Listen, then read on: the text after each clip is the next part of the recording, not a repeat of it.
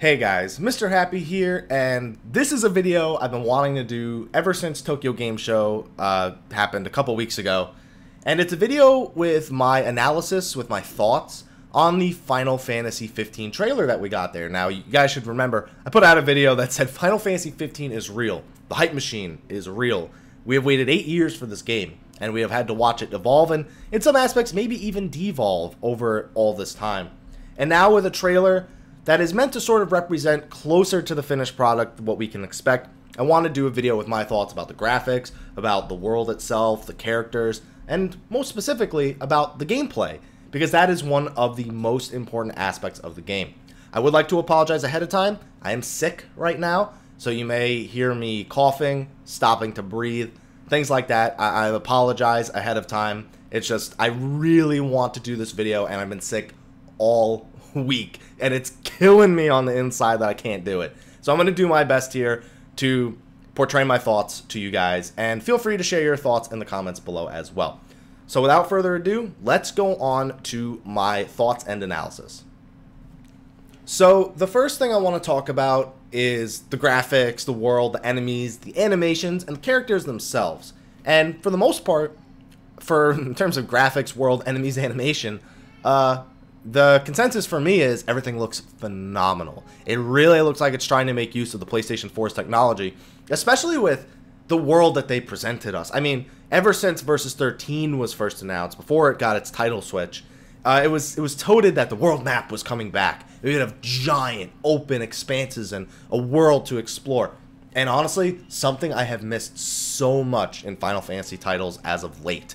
I mean, they have worlds to explore, but they're confined. They're not as big. They're not as open.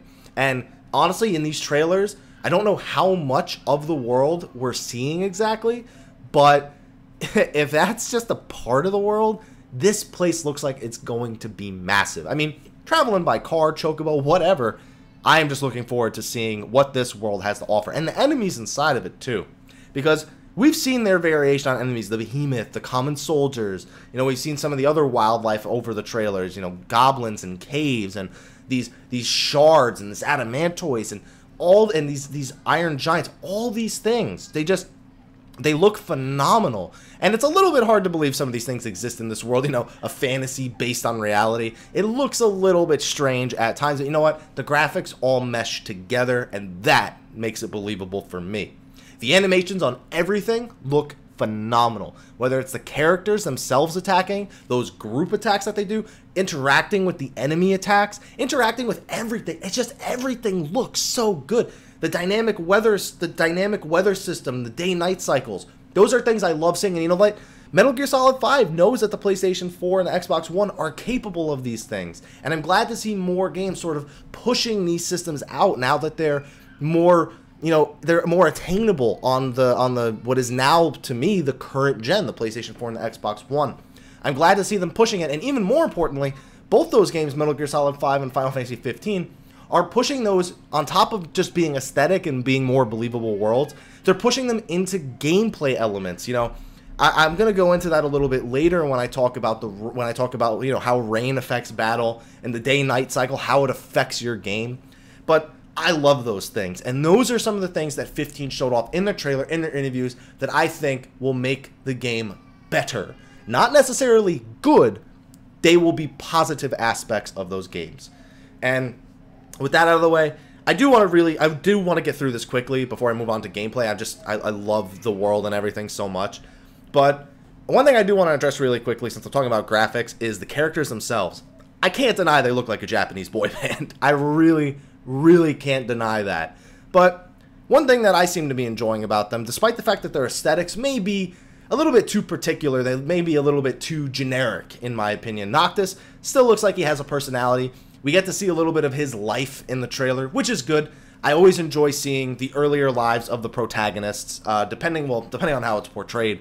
But I think that it's nice to see that even though he looks like this emo Japanese boy band kind of guy, that yeah, he kind of has a pretty crappy situation on his hands, and his family, his father, tries to make the best of it, and it builds this character dynamic that I'm hoping will be present in a moderate amount of strength in the final game. And on top of that, his Japanese boy band group of players, the 4 characters that are going to be part of your party, one thing I like about them, they look like they're just, and excuse me for the Jersey talk, they're just bros. Like, they just get along with each other. They joke around. They mock each other over certain things in a friendly way, and I like that. I like that we're four friends kind of deal. And I'm hoping that it plays out with the story. It makes sense within the confines of the story, and that it's not too much of a contrast to the way the story is presented. This very serious story, at least it seemed very serious in the past. Even the characters themselves, other than maybe 1 or 2, look like they're taking this pretty seriously. So, looking forward to all that, but I really want to move on to the gameplay aspect. So let's talk about that right now. So, gameplay-wise, we've seen a lot of changes over the years. Initially, Final Fantasy Versus 13 was portrayed to us as Final Fantasy with Kingdom Hearts gameplay. And that's definitely changed over the years. I mean, look at this. This is one of the older user interfaces that we saw many years ago. This right here is E3 2013. This is what we were presented with instead. Much simpler, 3 party members. You know, we don't have the giant, you know, faces on the screen with the circular HP like Kingdom Hearts. It's more Final Fantasy-esque. The bottom left, the menu is very simple. It's not intrusive to the battle itself. And then we have Tokyo Game Show 2014 right here. Now, there are some major differences between even E3 and TGS. I mean, the biggest thing I noticed, no menu. No Kingdom Hearts-esque menu at all. No attack, no summon, no EX. I don't see any of that on the screen right here. What we have is 4 party members, which I'm cool with, and it's just their HP. We don't see any MP there. And on the bottom left, it's just sort of an interface that keeps track of what you and your allies the actions are actually performing. Which is good because I like to be able to keep track of what my party members are actually doing. I can't even mention all the times where I've just wondered, what is the AI doing? What are my party member AIs doing? Are they just useless? Now I'll know whether or not they're being useless, and I honestly don't think they will be, just based on some of the trailers and things that we've seen about these party members. But having said that, without the use of a menu, it made me wonder a lot about the combat until I started reading interviews and all that. So let's go through some of the things that were revealed in interviews and whatnot. So the first thing I want to talk about is the Gambit system, which is, if you play Final Fantasy 12, you remember. You get, you know, a list of how many slots a character has for their Gambit system. And within that, you put a condition, you put an action, and you put a priority. Things at the top of the list are higher priority for that character. The condition, in this case, is usually positionally, like how close they are to Noctis, how close they are to an enemy, how much distance they have as a total, how their proximity. It's mostly positional. I mean, even this image right here makes it seem like it's all positional, but I'm sure there are HP-based ones as well. You know, HP below 25%, HP below 50%, 60%, whatever. You know, the same way Final Fantasy 12 worked. I'd imagine it's very similar to that. And what this Gambit system does is, it allows you to set actions for your party members so that they know what to do in the right situations. Now, because you can only control Noctis, I don't think I will dislike this Gambit system as much as I did in Final Fantasy 12. In Final Fantasy 12, I literally set my Gambits and would go AFK. And you could beat almost any fight in the game like that. You would beat it slower, but you could beat any fight in the game. That's without debate. Until the HD, you know, Zodiac edition came out, that was how you could beat the entire game. I don't think I'll be able to do that here. In fact, I know I won't be able to do that here. So it may complement the battle more than it did in Final Fantasy 12, in my opinion. So I want to see how this Gambit system plays out in particular, and especially the way it's mixed with the way you control Noctis, because there are some things I am concerned about with controlling Noctis. Now, when it comes to the combat for Noctis, we did get some information, some of it troubling, some of it we just really don't know enough about. But the biggest thing that I want to talk about is auto-battling and auto-dodging. Yeah, I said those. Those things are real to a degree. It's more like auto-guard, but let's talk about them a little bit. So, auto-attacking and auto-guarding are the premises that you hold down a button to either dodge or guard, or to attack. You know, holding down the attack button performs standard combos, and holding down the guard button allows you to dodge attacks. Not flawlessly, you can still be hit, and there are some undodgeable attacks through that method. Now, what we don't really know is exactly to what degree these holding down of these actions will be effective. You know, how much is player choice and how much is the game just knowing what is best for me. Now with auto guarding, I was happy to see that it doesn't take away from some other aspects. You can still jump, and there are still manual evasion techniques that are more effective than the auto guarding. And auto guarding actually drains your MP, which I thought was strange because there's no MP anywhere on the user interface. But it's good to know that auto guard is more of a, it's not so much of a needed thing as it is sort of a, I don't want to have to jump all around just to dodge these attacks. I would have preferred a manual dodge roll button or something along those lines. But I mean, really, to me, I guess there's no real difference other than the fact that the game will time all those dodges for you. Sure, you have your own manual dodges that don't cost MP, but I don't know. I'm still not a fan of that as a whole. And the auto attack button is something I don't know what to expect from at all with this kind of gameplay system, because apparently it's more like Type 0, where, and I haven't played Type 0, so I'm very unfamiliar with it. I'll have played it in March, but until then, where you hold down the attack button to perform standard combos, and then in order to change your attacks, you use the directional pads, the directional buttons.